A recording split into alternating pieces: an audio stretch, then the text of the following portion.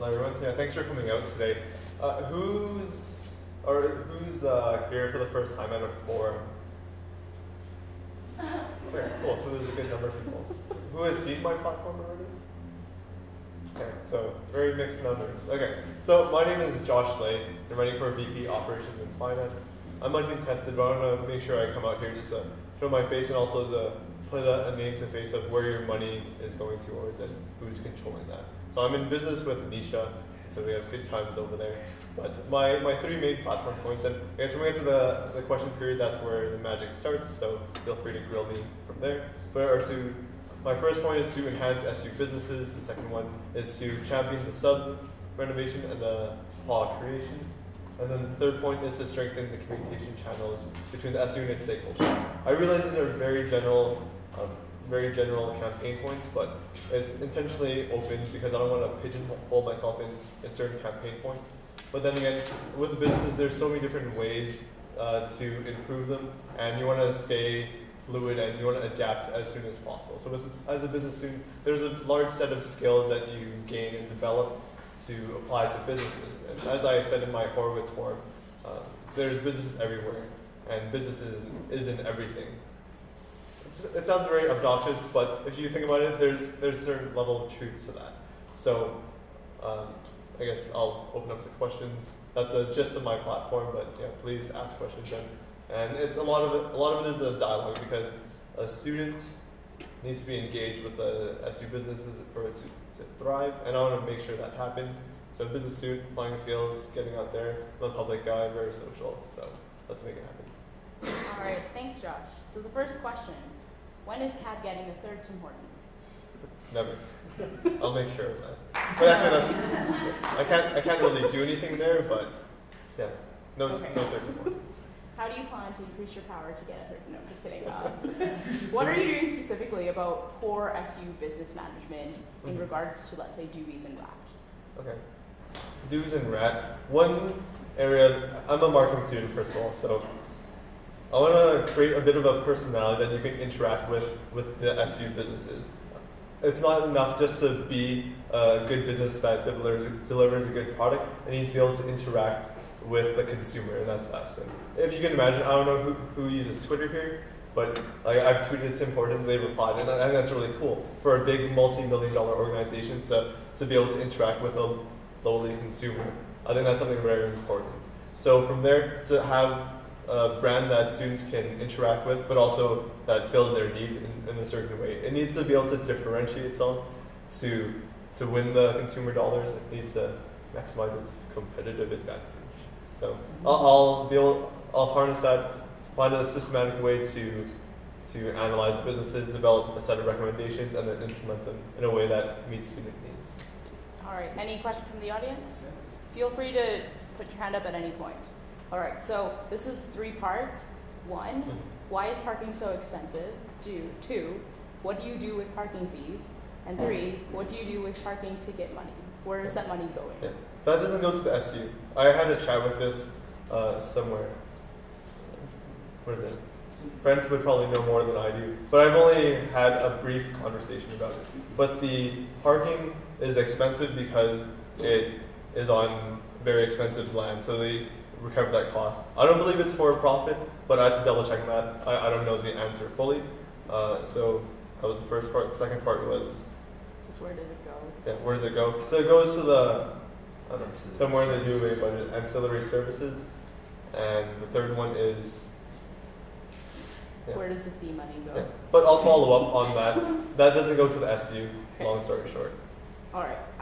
So where does the money for student groups on campus come from? And how do you ensure that student groups have reliable funding over the years so they can plan ahead for their events? Yeah. I think that falls more under the SL portfolio. So I don't know if that's within the scope of mine, but there are SU grants that are available, and from what I understand, student groups can apply to it, and if they fit a certain criteria, they'll get the money. All right. What input, if any, is left? Are student groups going to have into the sub renovations? Yeah.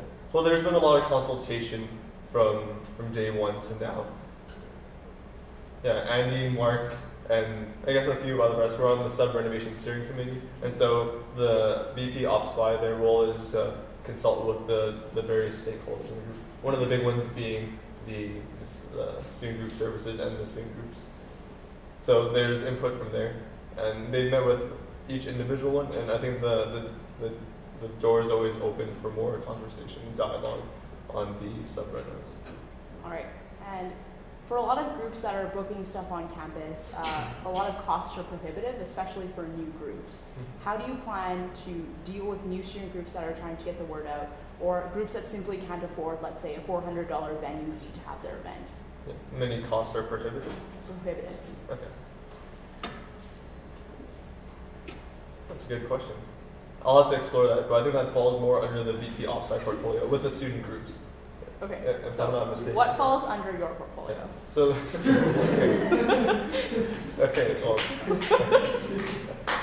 okay, my portfolio, I help oversee the 10 SU owned and operated businesses, make sure the budget is implemented and the various groups work within that, and then to champion the sub and pod renovations and make sure to advocate for the student, for the student voice and their interests. All right. Yeah, so sorry, a lot of the questions were very SL leaning. So if you can repeat those to Kevin afterwards. Basically, any other questions for Josh? Robin? Do you have any plans to increase the efficiency of funding used in SU businesses? In the SU groups and businesses? To increase the efficiency? Do you have plans to increase the efficiency with funds used to run SU businesses? Mm-hmm. Okay, so my most, part of it, I think you have to systematically analyze each one because there are so many different portfolios. So I think I'll just take it time there. Part of it, I know that that's not a good answer, but there are so many businesses, and each one you have to go a step at a time. So each one, you got to systematically analyze it and apply the things we learn in business. So the competitive analysis, where do the costs go? What are the best practices in the industry? And where does it differ from the current SU practices? And I think we'll go from there. But yeah, you have a lot of skill sets. Not the sexiest answer, but you'll have to look at each one because each business, they're very unique. So we got to take each with tender love and care. All right, and Dustin has a question for you now. Yeah, so since you asked the question, I feel like I can ask you a question. In particular, rat service is a feature of a gateway article before, and I think we all have experiences of rat or services for the fund. Tangibly, give me the two biggest barriers to quality customer service at rat, and if you have any ideas on what you do to address them, I'm curious. But primarily, what are the two biggest barriers to customer service? Customer service improvements. Yeah. So I'm just telling you what you can say. Yeah. The first thing that came to mind is ownership from the employees who work there. And I believe the way the cost of the payment is structured out, you can get a lot of a better job for a better job that requires less work. But one of them, because students are very price sensitive, they're less inclined to tip. And so that's an impediment factor to give good customer service because you do the best that you can, but then they still give you less than, like they give you 10%. And I think when you are in the service industry, there is so much available there to get money in tips that you can't get necessarily the best people there. So if they're not being paid well, but they're doing their best, it sort of doesn't match up. So we want to be rewarded and paid for the good work that we do. And I think that goes for everyone else. We don't want to be sold short when we can get much more. That's only one, but we'll expand on those further later. All right, like Dewey's also has chronically terrible service. Often they have rotating employees who never stay. Yeah. They're not open at convenient times. Like, how do you plan on dealing with like just those basic issues of management? Yeah, well, I've had to meet, because I heard there's new management in Dewey's, so I had to see and assess there, because I hadn't had a chance to closely work with them, but I think there needs to be a rebranding process with Dewey's, and even its identity. Is it different enough from every other food vendor on campus to make it worth spending your dollars there? And when you think of Dewey's, or one of the things I did in one of my product management classes in marketing is think of Tim Hortons, and if you can draw a Tim Hortons, what do you get? And so we had this Canadian burly guy wearing flannel and skates. But when you think of Dewey's, like who is Dewey? What is Dewey's? And so you want to be able to have that there, to have something tangible and something that the people who work there and who frequent there are proud of. And I don't think it has that yet. So that's going to be the next priority after the sub renovation.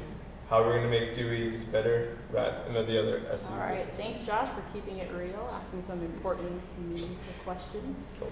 If there's anyone else who has a question, you can ask it this time. Otherwise, we'll invite the next candidate up. Yeah. All right, thanks. Thank you.